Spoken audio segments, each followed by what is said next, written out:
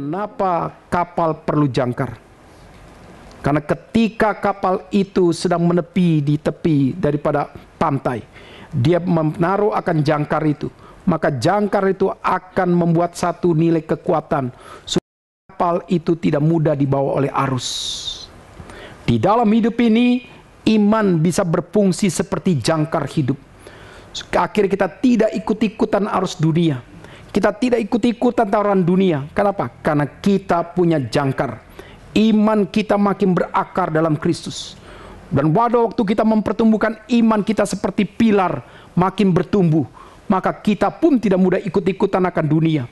Waktu dunia boleh tergoncang, kita tetap eksis. Kenapa? Karena iman kita kuat. Nah, disinilah saudara kita melihat pentingnya sola fide kembali membangun keimanan yang murni di dalam Yesus Kristus. Mari kita baca bagian ini, 1, 2, 3 iya. Jadi iman merupakan karya yang luar biasa yang dituntut daripada Allah kita. Jawab Yesus kepada mereka, kita baca. Inilah pekerjaan dikehendaki Allah, yaitu hendaklah kamu percaya kepada Dia yang telah diutus Allah.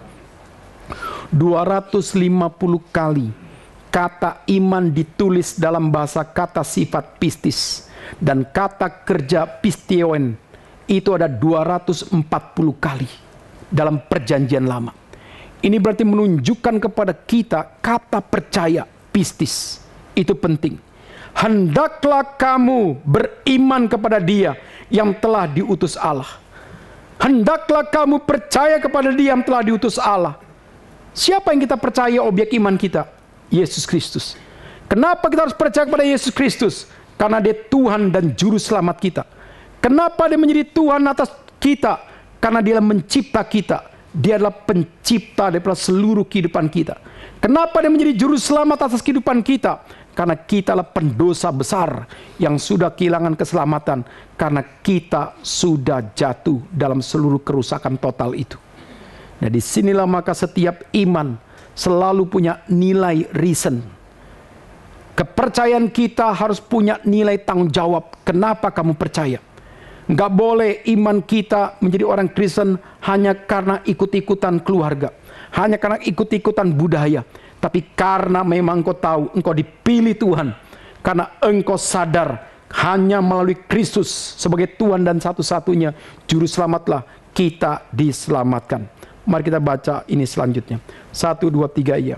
Berarti mempercayai Kristus adalah perintah Allah bagi kita. Menurut Yohanes, tujuan Injil ditulis adalah supaya kamu percaya bahwa Yesuslah Mesias, Anak Allah, supaya kamu oleh imanmu beroleh hidup dalam namanya. Kita membaca akan Injil Yohanes. Ternyata tujuannya satu, supaya kita beriman bahwa Yesuslah adalah Mesias, Anak Allah, supaya kamu oleh imanmu beroleh hidup dalam namanya. Ini berarti menunjukkan kepada kita, saudara, kita tidak pernah melihat Yesus. Jikalau sekarang kita percaya, itu hanya karena iman. Kita belum pernah melihat surga, namun kita yakin kalau kita mati masuk surga. Apa yang membuat engkau percaya itu? Karena iman. Jadi disinilah saudara kita mengerti apa yang dikatakan Alkitab. Apapun yang kau lakukan, jikalau tanpa iman, itu menjadi kita berdosa. Engkau mau makan, engkau beli makanan, kaitkan dengan apa yang kau beli, dengan engkau makan, engkau sehat, dan sehatmu dipakai untuk memuliakan Tuhan melalui pekerjaanmu. Jadi silakan beli makanan itu. Jadi kalau kita beli makanan, wah kesempatan, gaji awal yang baru. Ini kesempatan aku akan makan kesukaanku sepuasnya. Nggak ada kaitkan setelah engkau makan untuk apa itu semua. Apa artinya engkau makan, kau keluarkan uang sampai ratusan ribu, besok dibuang. Itu pemborosan yang luar biasa. Apa artinya engkau ada kesempatan untuk tidur, membuat engkau tidur terus. Dan apa yang tadi kita baca di Amsal, kita harus belajar dari ciptaan Tuhan yang memang punya kerajinan secara alami, yaitu apa? Semut. Semut itu punya mental rajin. Kita diberikan kandungan rajin, tapi karena kita berdosa, jadi kita malas. Jadi di sini saudara kita harus belajar bagaimana seharusnya kita bisa membangun akan iman kita dengan objek Yesus Kristus. Dan kita harus mengerti kenapa iman kita objeknya harus Yesus Kristus. Kenapa bukan tokoh-tokoh Alkitab yang lain? Adakah tokoh Alkitab di dunia ini ya, yang kita tahu di luar daripada Alkitab ada Al-Quran yang layak untuk kita percayai? Adakah tokoh-tokoh agama yang melebihi daripada Yesus Kristus dalam kesuciannya? Maka di sini kalau orang tanya, kenapa objek imanmu harus ke Yesus Kristus? Langsung berani kita katakan, Yesus Kristus anak Allah, yang diutus daripada Allah Bapa turun ke dunia untuk mati menebus dosa-dosa kita. Dan pada waktu dia menjadi manusia, tidak ada satupun kesalahan dia. Silakan sekarang bandingkan Yesus Kristus dengan tokoh-tokoh keagamaanmu. Adakah manusia yang sempurna seperti Kristus yang layak untuk menjadi objek iman kita? Memangnya Kristus tidak banyak digoda oleh wanita? Pasti. Waktu Yesus menjadi Mesias, kira-kira banyak wanita suka gak sama Yesus? Hai wanita, jawab. Yang pria jawab, saya curiga kamu. Masa kamu ya kan patokannya Yesus? Seandainya engkau hidup pada waktu zaman Yesus, mungkinkah kita naksir sama Yesus? Yang wanita? Mungkin. Kenapa engkau naksir? Karena Yesus pasti mukanya nggak jelek-jelek juga. Pembawaannya pasti lembut. Kalau dia lawan bicara menyejukkan. Ketemu dia penuh damai. Wah, rasanya seperti ketemu malaikat. Pasti kalau ada WA kita WA terus. Ya, kalau ada telepon kita pura-pura nanya, bagian ini nggak ngerti, ini kan minta dijelasin, saudara, ya kan? Pasti Yesus pada zaman itu banyak juga digoda, tapi kenapa Yesus tidak tergoda? Karena dia adalah Allah yang suci. Dan pada waktu dia menjadi manusia, dia tahu bagaimana kesucian itu menjadi satu syarat dia sebagai penebus. Maka itulah kita boleh sungguh menyatakan objek iman kita kepada Yesus Kristus, Allah yang sempurna, Allah yang suci, Allah yang memiliki kuasa kekekalan itu. Jadi kita tidak salah. Pertanyaan kita lanjut. Apakah pengetahuan yang berkonten iman itu? Dan kenapa di dalam konteks pada zaman itu, di mana Islam bangkit 613 di kota Yathrib, kebangkitan berkembangnya sampai dengan abad ke-10. Abad ke-10 Islam menguasai seluruh dunia sampai abad 13. Dan di situ Kristen pun tidur. Dan akhirnya abad 16 digoncangkan dengan reformasi. Apakah para rasul tidak ada pengetahuan? Ada. Kenapa pengetahuan mereka tidak membuat mereka mengalami perubahan hidup? Ini yang harus kita kembalikan dalam epistemologi truth. Di dalam satu nilai kandungan daripada yang disebut hipotesis. Iman adalah dasar dari segala sesuatu yang kita harapkan. Bukti atau keyakinan daripada sesuatu yang tidak kita lihat, namun kita percaya. Nah, di sini kita melihat perbedaan pengetahuan yang berkonten iman dengan pengetahuan tentang Allah yang tidak berkonten iman. Nah, kita melihat bagian yang pertama. Di dalam pergumulan Paulus dalam Roma 1 ayat 18 sampai 32. Kita melihat begitu banyak orang yang tahu tentang Tuhan, tapi menindas pengetahuan itu karena keegoan mereka. Mereka tahu kemuliaan itu, tapi mereka tidak tahu bagaimana hidup seharusnya memuliakan Tuhan. Sebaliknya mereka mengendap kemuliaan Tuhan, mereka memuliakan diri dengan nafsunya yang liar. Dan akhirnya kita katakan di situ, mereka punya pengetahuan tentang Allah, tetapi pengetahuan itu tanpa iman. Kenapa demikian? Karena kita akhirnya melihat mereka tahu tentang Tuhan. Sama spiritnya, setan tahu Allah itu satu, kata Yakobus 2 ayat 19. Tapi setan tidak pernah diselamatkan. Setan tahu tentang konsep kristologi. Setan tahu tentang konsep daripada waktu Tuhan. Sehingga pada waktu Yesus ke Garasa, orang yang dirasuk setan itu menemui Yesus, kompak dua-dua itu. Yesus, Yesus, waktunya belum tiba, jangan hakimi kami.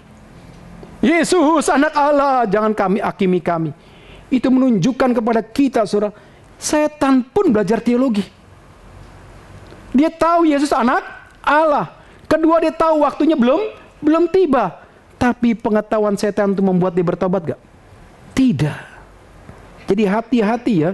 Kamu berkawan dengan orang Kristen yang banyak pengetahuan tapi tidak bertobat, dia akan lebih jahat daripada orang Kristen. Hati-hati bisnis dengan pengusaha Kristen yang tanda kutip mengaku Kristen tapi belum bertobat, engkau siap ditipu oleh dia. Maka banyak sekarang saudara di kantong-kantong Kristen, di Papua, di Ambon, di Kupang, di Tanah Batak, di Manado, banyak orang-orang mengaku Kristen tanpa lahir baru. Akhirnya hidupnya lebih jahat daripada orang non-Kristen. Nah, di sini maka saudara kita melihat, engkau tahu tentang Tuhan. Seolah engkau haus baca Alkitab. Seolah engkau haus ikut pelajaran Alkitab. Tapi kalau hanya untuk kepuasan pikiranmu, dan tidak ada perubahan dalam dirimu, dan engkau bisa berdebat, engkau bisa pakai semua itu untuk engkau berapologetika, tapi hidupmu tidak berubah sesuai dengan Kristus. Hati-hati. Pengetahuanmu semuanya ada tanpa iman. Di sini berarti menunjukkan kepada kita, saudara, kita butuh baca Alkitab. Ya. Tapi apa yang kau baca harus engkau mengerti. Apa yang kau mengerti harus engkau hayati. Dan apa yang kau hayati harus engkau hidupi. Jadi jangan sekedar hanya baca, tapi coba dimengerti. Setiap kata kalimat coba dihayati, didalami. Setelah itu apa? Dilakukan. Nah, di sini maka saudara kita diingatkan. Sola Scriptura, membangun kecintaan kita kembali kepada Alkitab. Sola Fide, mengingatkan hidup kita. Iman sebagai pondasi dasar untuk kita hidup bagi Tuhan dan bagaimana kita menjalankan roda kehidupan. Iman mengingatkan kita pengarah seluruh sikap hidup kita. Waktu mengambil keputusan, waktu bersikap, dikaitkan dengan kemuliaan Tuhan. Dan iman mendorong kita selalu menangkap waktu kekal Tuhan. Jadi disinilah saudara, pengetahuan kita tentang Tuhan harus berkonten iman. Dan kita tahu bagaimana akhirnya juga Paulus berkata dengan jelas, sekalipun mereka mengenal Allah, mereka tidak memuliakan Dia sebagai Allah atau mengucap syukur kepadanya. Sebaliknya, pikiran mereka menjadi sia-sia dan hati mereka yang bodoh menjadi gelap. Lihat, sekalipun mereka mengenal Allah, mereka tidak memuliakan Allah sebagai apa? Sebagai Allah atau sebagai Raja. Kita banyak ketemu orang Kristen model begini, Bapak Saudara. Kalungnya salib, antingnya salib, tatoannya salib. Ya. Dulu saya berpikir kalau saya masuk pelayanan penjara, saya akan ketemu orang-orang yang mungkin memang bukan dari latar belakang Kristen. Tapi setelah saya pelayanan di penjara, di Palembang, di Jakarta, di mana-mana, KKR regional kadang-kadang kita juga masuk ke penjara. Itu bagian saya terus yang khotbah di penjara. Ya, kali ini Pak Remi tidak kasih di Landak dan di Ngabang. Ya. Itu namanya Markus, Lukas, Yohanes, Petrus, ada semua. Ya. Dan mereka begitu yakin memperkenalkan namanya kepada kita, saudara. Saya Lukas, Markus, waduh. Nama sih boleh Alkitab, tapi hidup jauh daripada Alkitab. Pembunuhan lah, pemerkosaan lah, perampokan lah, narkoba lah. Ganti nama kayak Lukas jadi Lukito misal gitu kan. Markus jadi Mutoloyo misal gitu kan. Nah di sini saudara kita melihat mereka begitu yakin. Saya pernah bertemu dengan seorang pelacur yang latar belakang guru sekolah minggu. Dan dia bukan pelacur biasa lagi. Pelacur bonafit di hotel bintang 4, bintang 5. Jadi saudara, di sini dia bisa nyanyi lagu sekolah minggu. Jangan kaget kalau dia ada piano nyanyi dia ngiring. Dan jangan dia tahu lagu Yesus yang menceritakan tentang Yesus sahabat yang baik. Kenapa? Karena dia mantan guru sekolah minggu. Punya pengetahuan tentang Tuhan. Dan dia berani berkata kepada saya, dia berkali-kali juga punya air mata waktu dia ngajar sekolah minggu. Tapi pertanyaannya, kenapa jadi pelacur? Kenapa dia menjual diri? Karena dia cantik, iya. Karena dia menarik, iya. Karena tubuhnya putih, iya. Pasti semuanya secara fisik dia punya modal. Tapi yang paling lebih penting, iman dia tidak ada. Sehingga pada waktu godaan tiba, kesulitan tiba, disitulah dia terjebak dengan kehidupan dunia. Jadi di sini, hai guru-guru sekolah minggu, kita yang melayani di kampus-kampus, sadarlah. Engkau harus melayani berdasarkan iman, bukan hanya sekedar berdasarkan nilai pengalaman rohanimu. Di sini kita diingatkan oleh Tuhan. Jadi bagaimana kita memiliki pengetahuan yang benar, yang berkaitan dengan iman. Di sini langsung saya simpulkan dua saja dari apa yang diajarkan oleh para reformator. Pengetahuan yang berkonten iman akan membawa kita semakin mengenal diri.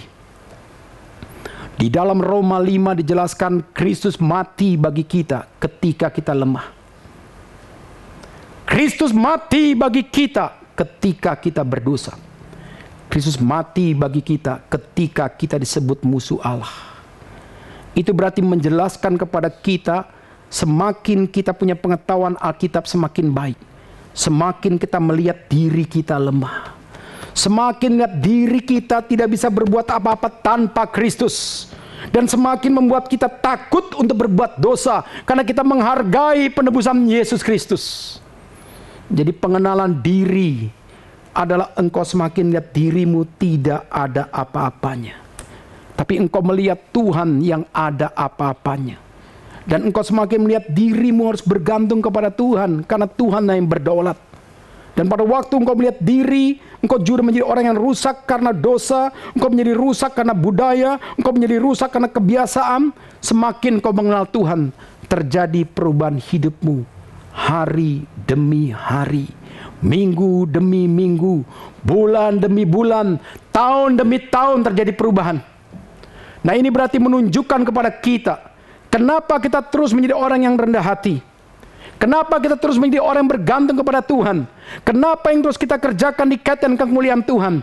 Karena pengenalanmu akan Tuhan menolong engkau mengenal diri. Dan waktu engkau mengenal diri dengan tuntas, menolong engkau memampukan mengenal Tuhan. Itu kata Calvin.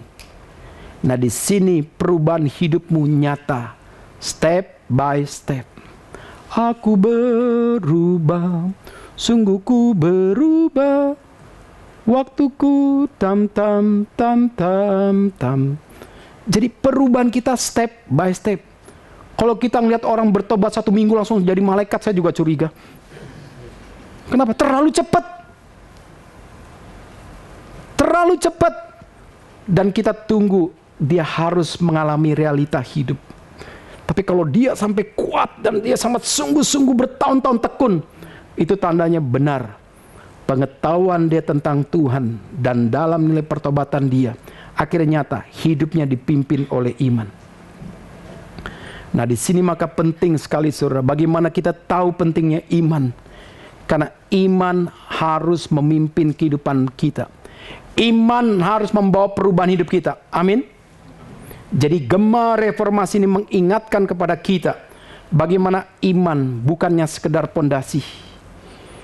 Iman bukan hanya sekedar pengarah hidup kita, tapi iman bagaimana mengkaitkan hidup kita dengan kekekalan Tuhan. Dan disinilah pengetahuan tentang Alkitab butuh kita ketahui. Karena Alkitab dengan jelas tadi yang kita baca, iman bertumbuh daripada dengar-dengaran akan firman Tuhan. Jadi hanya karena dengar-dengaran firman Tuhan. Mari kita baca bagian ini. 1, 2, 3 ya.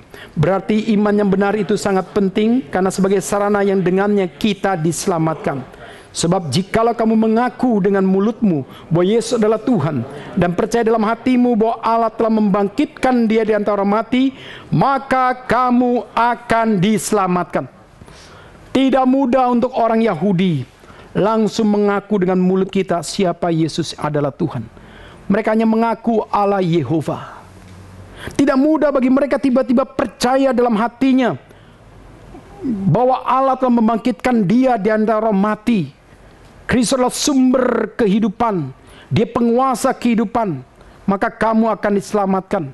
Ini berarti mengajarkan kepada kita, jikalau kita mengaku Yesus itu tahap dasar awal. Tapi pada waktu kamu sungguh-sungguh percaya kepada dia, Berarti kamu percaya dengan seluruh apa yang diajarkan Yesus.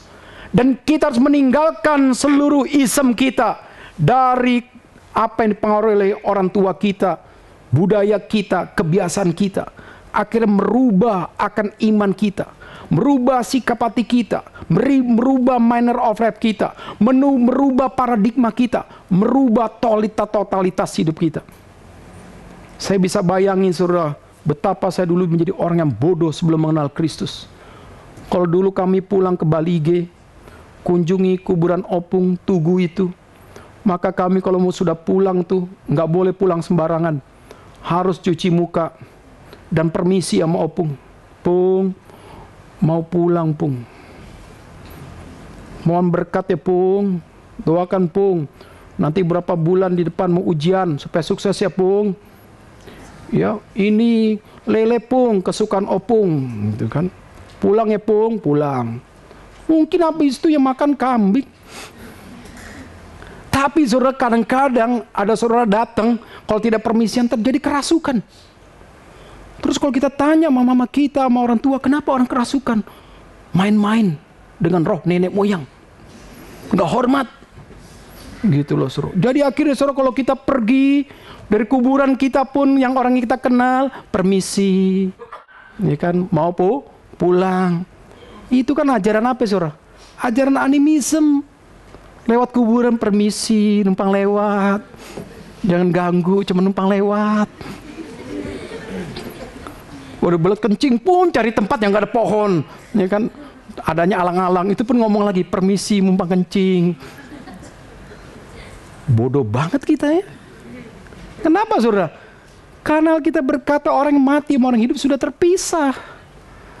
Kenapa orang Batak yang mengaku sebagai orang Kristen masih suka takut dengan roh nenek moyang? Karena tidak punya iman yang tuntas dalam Yesus Kristus. Terus saya dipengaruhi lagi budaya Sunda. Kalau maghrib langsung tutup pintu, tutup jendela, ambil sapu di belakang pintu, taruh kebalik. Kenapa saudara? Karena kebiasaan nenek saya selalu kasih tahu, setan akan dilepas maghrib. Jadi engkau akan tahu kalau dia orang Sunda atau tidak orang Sunda, budaya animisme. Lihatlah di belakang pintu kalau ada sapu, itu berarti dia orang Sunda. Ya kan? Kenapa? Waktu ditaruh balik itu supaya apa? Setan tidak masuk. Memangnya setan masuk hanya melalui pintu. Bodoh banget kan kita kan? Tapi karena kebiasaan saudara, akhirnya kita percaya itu. Jadi sapu kalau ditaruh kebalik, setan tidak masuk. Kalau saya berperkologika, sapu ditaruh balik, ada maling datang, tek gitu bunyi, itu aja. Tapi kalau sampai dipengaruhi dengan setan takut sama sapu, sapu apa itu? Apalagi disebut kebalik kan? Apa artinya saudara? Memangnya setan takut kerja gitu, ya kan? Tapi itulah saudara, waktu kita percaya sama Yesus, semua isem-isem yang pernah kita dengar yang mempengaruhi hidup kita harus dibuang. Coba saya tanya ini di sini orang Batak, pernahkah engkau minta permisi ninggalkan tulangmu, hula-hulamu, mungkin opungmu di kuburan sampai permisi? Saya tanya, siapa yang pernah diajarin ini sama nenek moyangmu? Nggak ngaku lagi, iya kan? Enggak. Masa Ibu Vera doang? Coba yang lain, ya kan? Tuh ada dua, ya kan? Kenapa? Itulah orang Batak, ngaku Kristen tapi masih animisme. Belum sungguh-sungguh imannya dalam Kristus. Belum sungguh-sungguh mendemonstrasikan kualitas imannya. Setan itu harusnya takut sama kita, saudara. Bukan kita takut dengan setan. Jadi dalam bagian inilah saudara, kita kadang-kadang suka dibodohi. Makanya kalau kekristenan itu tanpa kelahiran baru, kekristenan tanpa baca Alkitab dengan tuntas, kekristenan kita belum utuh, saudara. Jadi kita bersyukur sekali melalui sola scriptura kita diingatkan. Melalui program Germas kita diingatkan. Ya saya juga terus baca sampai dengan pentabisan bait Allah itu. Jadi setiap kita mari kita terus baca bagaimana kita melihat Ratu Sheba pun menguji hikmat daripada Salomo. Dia terkagum-kagum sampai kehabisan bahan ujian. Bener loh. Sampai kehabisan bahan ujian untuk menguji siapa? Salomo. Saking hikmatnya. Tapi sayangnya hikmatnya berpusat kepada diri. Udah sukses bangun rumah Tuhan, sudah sukses bangun istana, dia bangun kenikmatan diri. Itu bahaya. Makanya segala sesuatu ada waktunya, saudara. Jadi kita harus tahu dan kita harus punya aspek boundary life. Itu penting sekali.